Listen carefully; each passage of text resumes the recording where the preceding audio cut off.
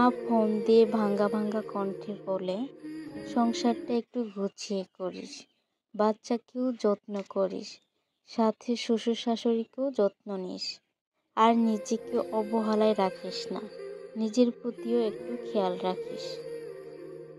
Hello everyone, good morning. আমি আছি আপনাদের সাথে বাংলাদেশের ছোট্ট একটি গ্রাম থেকে। আমি আকিবুর নাহার। কেমন আছেন আপনারা সবাই? আশা করছি আপনারা সবাই অনেক ভালো আছেন। আলহামদুলিল্লাহ, আমিও ভালো আছি। আমার নতুন আরও একটি ব্লগে আপনাদের সকলকে স্বাগত জানাই। তো চলুন আপনাদের সাথে নিয়ে ব্লগটি স্টার্ট করছি। আই হোপ আজকের ব্লগটি আপনাদের কাছে ভালো লাগবে। এখন সকাল, তো সকালের কাজকর্ম দিয়ে আজকের ভিডিওটি শুরু করছি, তো দেখতে থাকুন। সকালে ঘুম থেকে উঠে একটু হাঁটাহাঁটি করে উঠানটা ঝাড়ু দিয়ে নিয়েছি। এখন একে একে থাল বাসন ধুয়ে নেব। তো রাতে কিন্তু থাল বাসন ধোয়াই হয় না, তো ধোয়া না হলে কিন্তু সকালবেলা এক গাদা থাল বাসন আর হাঁড়ি পাতিল নিয়ে কিন্তু সকালে বসে পড়তে হয় মাজতে। বাঁশের পাতা দিয়ে হাঁড়ি পাতিল মাজলে একটু বেশি পরিষ্কার হয়, আর বাঁশের পাতাটা একটু ধারালো, এর জন্য কিন্তু হাঁড়ি পাতিলের নোংরা ময়লাগুলো তাড়াতাড়ি উঠে যায়।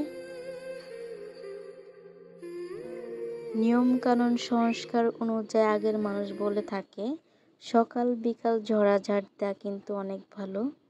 সকাল সকাল রান্নাটা যদি শেষ করা যায় তো বড় একটা দায়িত্ব মনে হয় কমে গেছে, এরকম কিন্তু মনে হয়। তো কিছু কিছু নিয়মকানুন অবশ্যই আছে যেগুলো পালন করলে সংসারের শান্তি আর বাড়িতে কিন্তু লক্ষ্মী বিরাজমান থাকে। তো সকালবেলা উঠান ঝাড়ু দিতে যদি বেলা উঠে যেত, তো আমার দাদি এই কথাই বলতো, বাড়িতে লক্ষ্মী থাকবে না। কতটা বেলা হয়ে গেছে, এখন উঠান ঝাড়িস, বাড়িতে কোনো লক্ষ্মী থাকবে না, এরকম বলতো আর রাগও করতো।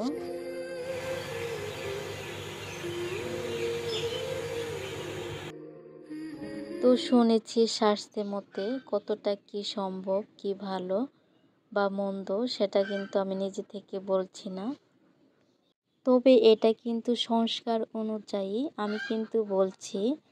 কিছু কিছু টিপস আর সংস্কার আমরা কিন্তু ঘরের শান্তি লাভের আশায় মানতে অভ্যস্ত হয়ে যায়, বা নিজে থেকেও কিন্তু করে থাকি ঘরের শান্তি লাভের আশায়। এই যে সকাল থেকে একদমে কতগুলো কাজ সেরে নিলাম, এখনো বাকি আছে অনেক কাজই। তো রান্না তো আছেই। এই যে চলে এসেছি ঘরে বিছানা গোছাতে, তো এই বিছানা গোছানো শেষ হলে শাশুড়ির বিছানাটা গুছিয়ে নিব। তো সকালে ঘুম থেকে উঠে এলো পাথারে কোনো রকম বিছানাটা গুছিয়ে নিয়েছিলাম, তো এখন ভালোভাবে গুছিয়ে নিচ্ছি। আর আমরা প্রত্যেকটা হাউস ওয়াইফ সংসারের লক্ষ্মী লাভের আশায় কতই না নিয়মকানুন আমরা পালন করে থাকি। বলে থাকে না, নিয়মে ভাত অনিয়মে অভাত। তো ভিডিও দেখতে দেখতে যদি এ পর্যন্ত চলেই আসেন, প্লিজ ছোট্ট একটা লাইক দিয়ে ভিডিওটি কন্টিনিউ করবেন।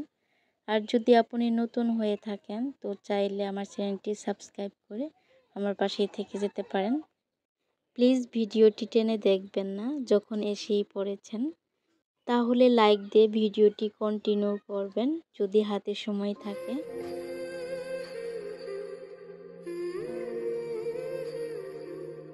তো সকালের অর্ধেক কাজই প্রায় শেষ, এখন রান্না করার পালা। আজ একটু ব্যস্তই আছি, আমাদের গ্রামে কিন্তু ধান কাটা শুরু হয়ে গেছে। তো প্রতিদিনই কিন্তু দুই একটা কাজের লোক নেয় ধান কাটার জন্য। আজ একটা কাজের লোক নিয়েছে শুধু ধান আনার জন্য। তো ধান কাটা আমাদের প্রায় শেষই, এখন আনার পালা। তো বেশি কাজের লোক নিলে সেদিন ভিডিও করা আবার রান্না বান্না অনেকটা কিন্তু প্যারা হয়ে যায়। আজ একটা লোক নিয়েছে, এর জন্য ভিডিও করতে বসে পড়লাম। তো কাজের ফাঁকে ফাঁকে একটু ভিডিও করেছি। আমাদের জীবন এরকমই বন্ধুরা, খাও দাও রান্না করে কাটাও। তো আমাদের হাসিতেও রান্নাঘর, কান্নাতেও রান্নাঘর। প্রত্যেকটা হাউস ওয়াইফই চায় তার সংসারে সর্বদা শান্তি বজায় থাকুক। কথায় আছে না, সাজলে নারী নেপিলে মুছিলে বাড়ি।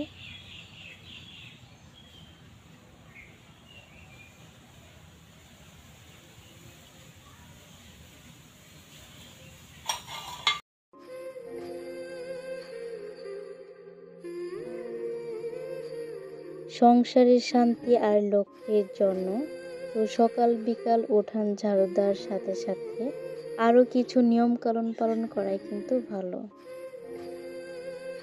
তো অনেকে কিন্তু শ্বশুর শাশুড়িকে পছন্দ করে না, তো তাদের সাথে থাকতেও চায় না। জীবনের চলার পথে একা চলা কিন্তু কোনোভাবেই সম্ভব না।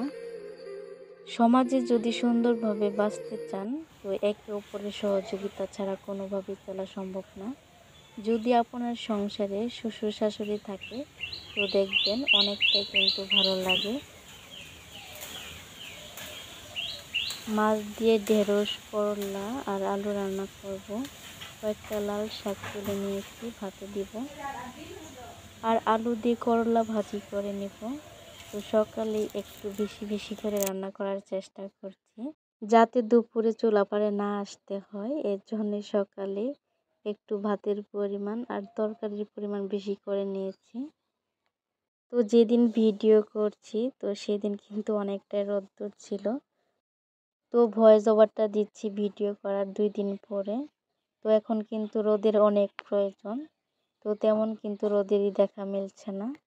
দিনটা কিন্তু অনেকটাই ভ্যাপসা হয়ে আছে, কখনো মেঘ, কখনো রোদ, আবার কখনো ঝুমঝুম করে বৃষ্টি পড়ছে।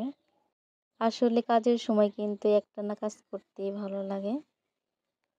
থেমে থেমে কাজ করলে কিন্তু ভালোও লাগে না, আর শরীরে কিন্তু আলসেমিও চলে আসে। একটা মজার কথাই বলি, তো আমাদের ধান কাটার যে লোকটা নেওয়া হয়েছে তো সে কিনা ফেসবুক পেজ থেকে ইনকাম করে। আমার কাজের ভিডিওর ক্লিপ নিচ্ছি, তো কিভাবে যেন বুঝছে, তো আমি ভিডিও করছি।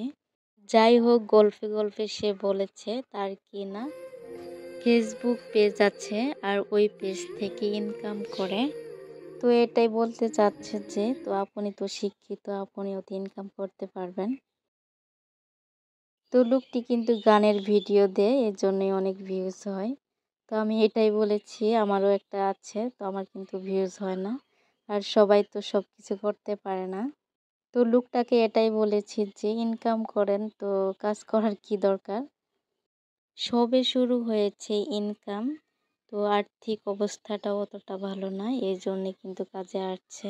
তো প্রথমে কিন্তু আমার বিশ্বাসই হচ্ছিল না, পরে ফোন দেখিয়ে বলে তখনই আমার বিশ্বাস হয়েছে। তো আমার কিন্তু অনেকটাই ভালো লেগেছে, তো একটু হলেও তো ইনকাম করছে। তো তার ভিডিওগুলো বেশিরভাগ গানের ভিডিও, এর জন্য বেশি ভিউজ হয়। তো সবারই তো সব কিছু সম্ভব না। তো আমার পক্ষ থেকেও অনেক শুভকামনা আর অনেক দোয়া, যাতে ভবিষ্যতে আরও এগিয়ে যেতে পারে। ফেসবুক, ইউটিউব চ্যানেল থেকে ইনকাম শুধু যে নিজের স্বার্থে তা কিন্তু না, এটা কিন্তু দেশের স্বার্থেও বিরাট ভূমিকা পালন করে থাকে। তো আপনাদের সাথে কথা বলতে বলতে আমার রান্না প্রায় শেষ, এখন খাওয়া দাওয়ার পালা।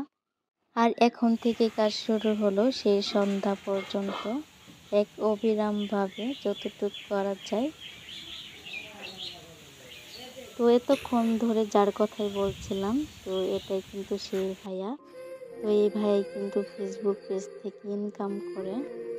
তো ভাইয়াটা কিন্তু অতটা শিক্ষিত না, তো যতটুক জানে ওইভাবেই কিন্তু চালিয়ে নেয়।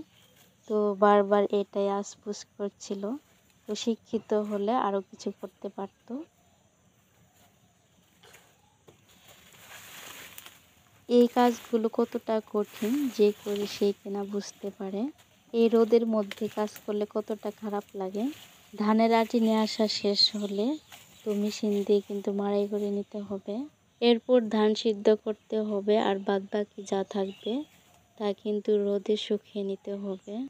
আমার আজকের ভিডিওটি আপনাদের কাছে কেমন লেগেছে লাইক কমেন্ট করতে কিন্তু ভুলবেন না।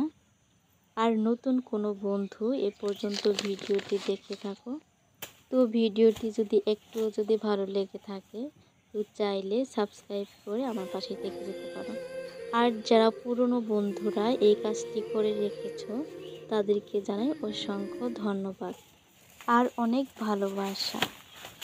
ধানের কাজ করতে করতে আজ বিদায় নিব। আজ তাহলে আসি। পরিবার নিয়ে সবাই ভালো থেকো। আবারও দেখা হবে। সবাইকে আল্লাহ হাফেজ।